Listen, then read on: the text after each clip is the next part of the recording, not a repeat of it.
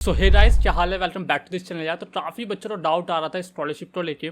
Plus आज मैं एक और स्कॉलरशिप के बारे में बात करने जा रहा हूँ जिसके अंदर आपको अप टू 50,000 की स्कॉलरशिप मिल सकती है। ये स्कॉलरशिप प्राइवेट है, हर कोई बच्चा इसे अप्लाई कर सकता है। और जो बच्चे स्कूल्स के अंदर है वो भी अप्लाई कर सकते हैं, कॉलेज के अंदर है वो भी अप्लाई कर सकते हैं, जो एमटेक एमबीए वगैरह कर रहे हैं वो भी बच्चे अप्लाई कर सकते हैं इस स्कॉलरशिप को। ये प्राइवेट है और इसके साथ साथ आप दूसरी स्कॉलरशिप भी अप्लाई कर सकते हो। इसलिए मैं ये वीडियो बना रहा हूँ क्योंकि अभी आपको एनएसपी हो रही, पोस्ट मैट्रिक हो रही या एमसीएम स्कॉलरशिप हो रही, ये सारी स्कॉलरशिप भी आपको अप्लाई करनी है। बट उसके साथ साथ आप ये वाली स्कॉलरशिप भी अप्लाई कर सकती हो। ये बच्चों को हेल्प करती है लैपटॉप वगैरह के परचेस करने के लिए। तो जिन बच्चों को फाइनेंशियली प्रॉब्लम हो रही है कि लैपटॉप वगैरह नहीं है उनके पास या उनको परचेस करना है, तो उनको ये स्कॉलरशिप अवेलेबल हो सकती है। इस स्कॉलरशिप के बारे में मैं आपको डिटेल्स में बताऊंगा कैसे कैसे आपको अप्लाई करना है और क्या एलिजिबिलिटी होगी। लेकिन उससे पहले काफ़ी बच्चों को डाउट आ रहा था फीस को लेके, क्योंकि अभी जो है आपको 6 अगस्त से पहले D2 के अंदर फर्स्ट ईयर की फ़ीस पे करनी है। तो जो बच्चे फर्स्ट ईयर की भी फीस पे करने वाले हैं, रिमेनिंग फीस, उनको ये डाउट आ रहा था कि भैया अभी हमारे पास लोन नहीं हो पाया है, लोन हमारा सेशन नहीं हो पाया है, या लोन जो है हमें नहीं मिल पाया अभी, और स्कॉलरशिप भी अभी नहीं आ रही है, अभी हमने अप्लाई भी नहीं किया है। तो क्या अभी अमाउंट हम पे कर दें या नहीं करें, या फिर इसके बाद हमें अगर हम पे कर देते हैं तो प्रॉब्लम होती है या नहीं होती है। तो देखो यार, 6 अगस्त से पहले आपको फीस पे करनी ही करनी है, चाहे आपको लोन मिले या ना मिले। अब प्रॉब्लम क्या हो रही है बच्चों को, रिफंड के बारे में उनको कुछ कन्फ्यूजन सी हो रही है। जो मैंने रिफंड की बात करी थी ना आपसे पुरानी वीडियोज़ में कि आपको रिफंड चाहिए तो आपको लोन लेना होगा, तो वो मैं आपकी बात कर रहा था लोन के थ्रू रिफंड। देखो जो बहुत सारे बच्चे ऐसे जिनके पास अभी पैसे नहीं हो पा रहे होंगे रिमेनिंग फीस पे करने के लिए, और 95,000 भी उन्होंने किसी से लेके पे करी होगी। तो जो लेके पे करी है उन्हें, और उनको पता होना चाहिए कि अभी जो स्कॉलरशिप आप अप्लाई करोगे, अभी मतलब जो अभी आप स्कॉलरशिप अप्लाई करोगे अगस्त के अंदर, एमसीएम हो, एनएसपी हो, चाहे आपकी कॉलेज वाली हो, इन सबका जो अमाउंट है ना वो आपको अगले साल अप्रैल में मिलेगा। मतलब 2025 में मिलेगा, अप्रैल के आसपास वो आपको पेमेंट मिलेगी। तो अभी इसके पैसे नहीं आने वाले हैं।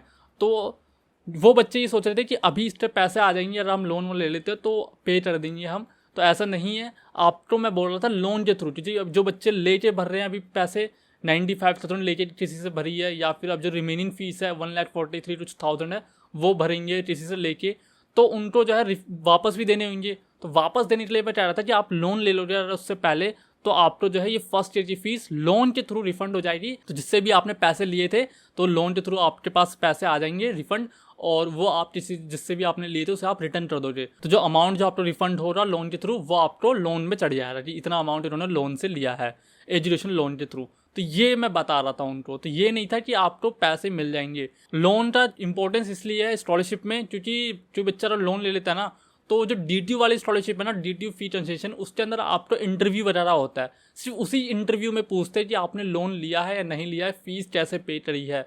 लोन लिया होता है तो बंदे के अंदर माइंडसेट हो जाता है कि हाँ इस बच्चे ने लोन लिया है, तो इट मीन्स इसके पास अभी पैसे नहीं होंगे फीस पे करने के लिए, इसलिए इस बच्चे ने लोन लिया है, तो हमें इसे स्कॉलरशिप देनी चाहिए।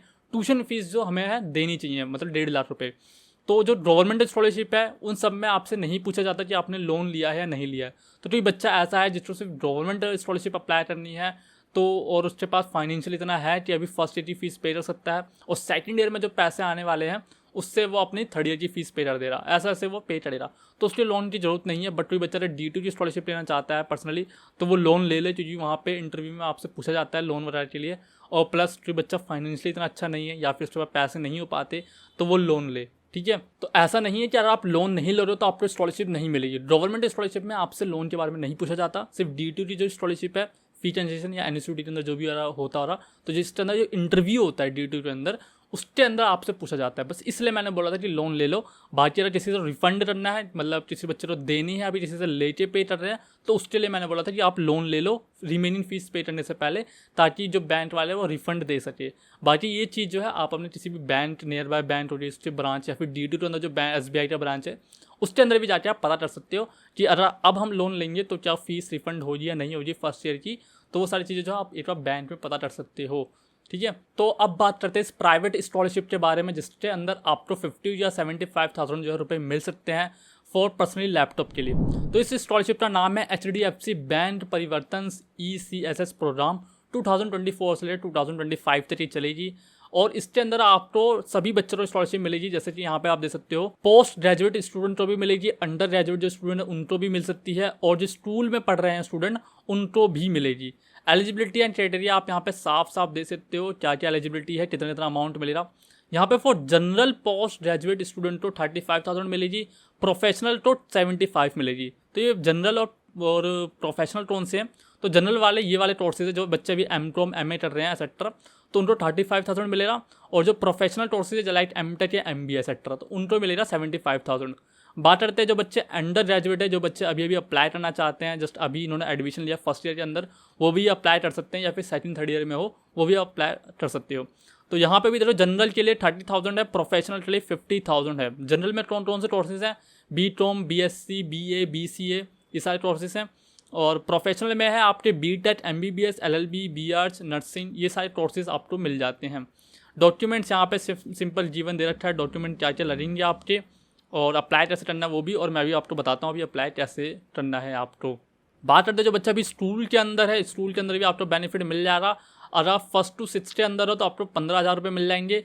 7th to 12th क्लास में है, डिप्लोमा कर रहे हो, ITI कर रहे हो, पॉलिटेक्निक कर रहे हो, तो आपको 18,000 रुपये मिल जाएंगे। क्राइटेरिया में एटलीस्ट 55% मार्क्स होने चाहिए प्रीवियस क्वालिफिकेशन एग्जाम में। तो मैं अंडर ग्रेजुएट स्टूडेंट की बात करूँ तो उनके भी 55% मार्क्स चाहिए होंगे प्रीवियस एग्जाम्स के अंदर, चाहे वो आपका क्लास 12 तो चाहे आपका फर्स्ट ईयर सेकेंड ईयर हो, तो उसके अंदर आपको चाहिए होंगे। अप्लाई कैसे करना है, सबसे पहले यार आपको इस साइट पर आ जाना है, बडी फोर स्टडी करके साइट है, या सर्च करके भी आ सकते हो, या फिर मैं आपको लिंक जो है दे दूंगा, ठीक है डायरेक्ट। तो वहाँ पे आने के बाद आपको यहाँ पे दिख रहा होगा स्कॉलरशिप, यहाँ पे आपको क्लिक कर देना है। स्कॉलरशिप पे आप क्लिक करोगे, देन यहाँ पे आप देख सकते हो यहाँ पे आ जा रहा है HDFC बैंक परिवर्तन। तो यहाँ पे आ जा रहा है आपका HDFC बैंक परिवर्तन इसी प्रोग्राम, इस पर आपको क्लिक कर देना है। क्लिक करने के बाद आप सीधा साइट पे खुल जाओगे। इसकी जो लास्ट डेट है वो आई थिंक 30 अगस्त तक है, तो उससे पहले आपको जो है फॉर्म भर देना है स्कॉलरशिप का। तो ये देख सकते हो यहाँ पे जाके सिंपल यहाँ पे अप्लाई नाउ पे क्लिक कर देना, या फिर आप बेनिफिट्स या रीड मोड करना चाहते हो तो वहाँ पे भी आप दे सकते हो, ठीक है। डॉक्यूमेंट्स क्या क्या चाहिए होंगे और एलिजिबिलिटी क्या क्या है, ठीक है। और यहाँ पे एक और चीज़ है, जिन बच्चों की फैमिली एनुअल इनकम 2.5 लाख से कम है वही बच्चे जो है अप्लाई कर सकते हैं, ठीक है। फैमिली इनकम आपके 2.5 लाख से कम होनी चाहिए साल की, ठीक है। इसके बाद आपको डायरेक्ट यहाँ पे अप्लाई नाउ पे क्लिक कर देना, बाकी आप यहाँ पे भी पढ़ सकते हो। अप्लाई नाउ पे आप क्लिक करोगे तो आपसे लॉगिन के लिए मांगेगा। जिन बच्चों ने लॉगिन कर लेना है और या फिर फर्स्ट टाइम करो तो रजिस्टर कर लेना। तो लॉगिन या रजिस्टर करने के बाद आप सीधे यहाँ पे आ जाओगे, ठीक है। मैंने लॉगिन ऑलरेडी कर रखा है, तो यहाँ पे आपको स्टार्ट एप्लीकेशन पे क्लिक कर देना है इसके बाद, ठीक है। जैसे आप स्टार्ट एप्लीकेशन पे क्लिक करोगे, ये तो मेरा कुछ भरा हुआ आ रहा है पहले से ही, बट आपके में फिल हुआ नहीं आ रहा, ठीक है। तो आपको सारी चीज़ें फिल करनी होगी, जैसे first name, last name, email, WhatsApp number, alternate number, mobile number, date of birth, gender, personal with disabilities, annual income, number of siblings, ये सारी चीज़ें आपसे पूछ रहा। उसके बाद आपसे पर्सनल एड्रेस पूछ रहा, फिर आपकी एजुकेशन डिटेल्स आपको भरनी होगी, ठीक है। क्लास 12 आपको भरना हो रहा, क्लास 12 में इतने परसेंटेज है, कहाँ से आपने करिए, कौन से सब्जेक्ट लिए हैं वो सारी, फिर आपको ग्रेजुएशन का डालना हो रहा, कौन से ईयर में हो, अभी आप फर्स्ट ईयर में हो, सेकंड ईयर में हो, वो सारी चीज़ें। फैमिली नंबर मेम्बर्स के बारे में आपको बताना हो रहा, ठीक है। जो बच्चे जो फैमिली मेम्बर्स में आपकी इनकम वगैरह है। उसके बाद आपको यहाँ पे सारे डॉक्यूमेंट्स जो है अपलोड करने होंगे, पासपोर्ट साइज फोटोग्राफ, आधार कार्ड, बोथ साइड, 10th की मार्कशीट, 12th की marksheet, previous class marksheet, academic year 2023 से 24 लिखा है। तो जो भी यार आप फर्स्ट ईयर के अंदर अभी अप्लाई कर रहे हो तो आपको क्लास 12 की मार्कशीट डालनी है, या फिर अभी आप सेकंड थर्ड ईयर के अंदर हो तो उससे पहले का रिजल्ट आपको यहाँ पे अपलोड करना है PDF बना के। लास्ट कॉलेज फी रिसिप्ट नहीं है तो क्लास 12 या फिर अभी आप फर्स्ट ईयर के अंदर अप्लाई कर रहे हो तो फर्स्ट ईयर की जो फी रिसिप्ट है वो आपको भरनी है, जो इस साल 2024 से 25 वाली। एडमिशन लेटर, जो भी एडमिशन लेटर आपके पास आया हो वो आपको बनना है। Family income proof, income certificate जैसे हम बोलते हैं वो आपको सबमिट करना है। बैंक पासबुक, ठीक है, अपना यहाँ पे करना है बैंक का पासबुक। प्रूफ ऑफ ट्रेसेस, ये मुझे नहीं पता, या आपको इफ़ एप्लीकेबल अगर किसी को पता है तो भर देना, वरना तो छोड़ दो इसे। रेफरेंस, आपको यहाँ पर रेफरेंस डालना है, फिर आपको बैंक डिटेल्स डालनी है, ठीक है। Bank detail, more about your self, यहाँ पे आपको क्लिक करना है, कुछ अपने बारे में यहाँ पे लिखना है, टेल अस अबाउट फैमिली वगैरह। और एक चीज़ तो आपको ध्यान देना है कि यहाँ पे फिजिकल वेरिफिकेशन भी है, ठीक है। तो आपको एड्रेस यहाँ पे डालना है, वो वाला एड्रेस जहाँ पे आपको फिजिकल वेरिफिकेशन के लिए आ पाएंगे, आपका घर वर देखेंगे थोड़ा बहुत, बस वो, ठीक है। उसके बाद यहाँ पे जाके आपको सेव एंड कंटिन्यू पे कर दोगे, इसके बाद क्लिक कर दोगे।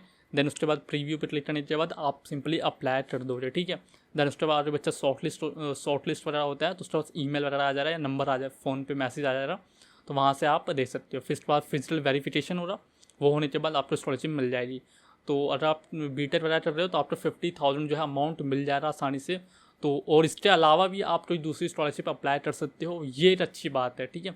तो साथ साथ में आप इसे अप्लाई कर दो, साथ में गवर्नमेंट स्कॉलरशिप जो है उसे भी आप अप्लाई कर दो। तो जितनी भी ये प्राइवेट स्कॉलरशिप होती है इन पे मैं कम वीडियोस बनाता हूँ, क्योंकि इसमें बहुत ज़्यादा जो है ना, या मतलब रिक्वायरमेंट लेते हैं ये, लाइक इतने नंबर होने चाहिए, फिजिकल वेरिफिकेशन जैसे ही कर रहे हैं, और उसके बाद भी आपके नंबर्स कैसे आ रहे हैं। ये तो चलो ये वाली स्कॉलरशिप मैं इसलिए बता रहा हूँ क्योंकि वन टाइम है, इसके बाद आपके पैसे आ जाएंगे, दोबारा से आप अप्लाई नहीं कर पाओगे, तो ये इसलिए है। लेकिन जो स्कॉलरशिप पैसे आते हैं ना जी, 70% देंगे आपको ट्यूशन फीस के लिए 4 साल तक, तो 4 साल तक आपको परेशान भी करते हैं, लाइक CGP कितनी आ रही है, इतनी कम क्यों हो रही है CGP, कॉलेज की अटेंडेंस कैसी है, जा रहे हो कॉलेज नहीं जा रहे हो, फलाना ठिकाना, ये सारा हिसाब होता है उनका। तो बहुत सारी चीज़ें वो पूछते रहते हैं टाइम टू टाइम, है ना, मतलब ये सारी चीज़ें चलती रहती है। तो इसलिए मैं प्राइवेट पे इतना नहीं जाता, गवर्नमेंट स्कॉलरशिप अप्लाई करो, सिंपल सा है, अपलोड करो डॉक्यूमेंट्स वगैरह, बस। उनको नंबर भी इतने नहीं चाहिए होते, 60% या 65% पे काम चल जाता है, CGP हो चाहे अपने नंबर हो, तो बस MCM में इसका 75 मान लिए, क्योंकि ये दिल्ली गवर्नमेंट है इसलिए, बाकी NSP इन सब में इतना नहीं है। और NSP की भी लास्ट डेट पूछ रहे थे, वो शायद 30 अगस्त तक चलेगी।